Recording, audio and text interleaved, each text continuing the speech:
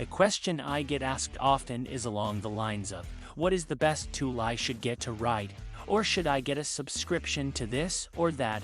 I'm here to tell you that it's not as important what you use to start writing as it is to just start writing. You can start writing a book in Google Docs. Google Docs is a powerful and convenient tool that can help you get your book off the ground. In this video, I'll walk you through the 4 steps to start writing your book in Google Docs. Step 1. Setup. First, you need to set up a Google Docs account. If you don't already have a Google account for, say, Gmail, then you'll need to create one in order to use Google Docs. Go to google.com and click on the Sign In button in the top right corner. From there, you can create a new account or sign in with an existing one. Step 2. New doc. Next, create a new document. To start writing your book, you'll need to create a new document in Google Docs. To do this, click on the New button in the top left corner of the Google Docs home screen and select Google Docs. This will open a new, blank document where you can begin writing. Step 3. Customize your settings. Before you start writing, you may want to customize your document settings to suit your needs. You can do this by going to the File menu and selecting Page Setup. From here, you can choose your page size, margins, and other formatting options to create a document that works for you. I personally suggest setting portrait orientation, 8.5 by 11 paper size, and margins to 1 inch on the bottom, top, and sides, but choose whatever works for you. Step 4. Start writing.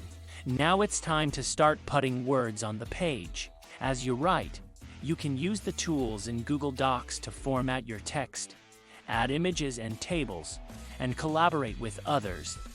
One tool that may be a game changer is voice typing, which is a step beyond dictation. Under the Tools menu in Item in Chrome, select Voice Typing. If your computer has a microphone properly set up, then you can start speaking and your words will be entered as if you were typing. But it's not just dictation, it's more like working interactively with the document, because you can issue formatting commands if you want to color words or lines beyond adding punctuation marks. Voice typing is not for everyone, but it does have the following 5 advantages. 1. Increased productivity. Voice typing allows you to type faster than you can with a traditional keyboard, which can help you write more quickly and efficiently. 2. Reduced physical strain. Using voice typing can help reduce physical strain on your hands, wrists, and shoulders, which can be particularly beneficial for writers who suffer from carpal tunnel syndrome or other repetitive strain injuries. 3. Increased accuracy. Voice typing can help reduce the number of typos and spelling errors in your writing, as you can simply dictate your words and let the software do the typing for you. 4. Improved focus. By using voice typing, you can keep your hands free to take notes or make revisions, which can help you stay focused and engaged while writing. And 5. Greater flexibility. With voice typing, you can write from anywhere, as long as you have a device with a microphone and internet connection.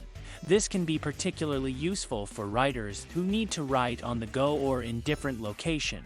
Overall, by following these steps, you'll be well on your way to writing your next great novel in Google Docs. Thank you for watching.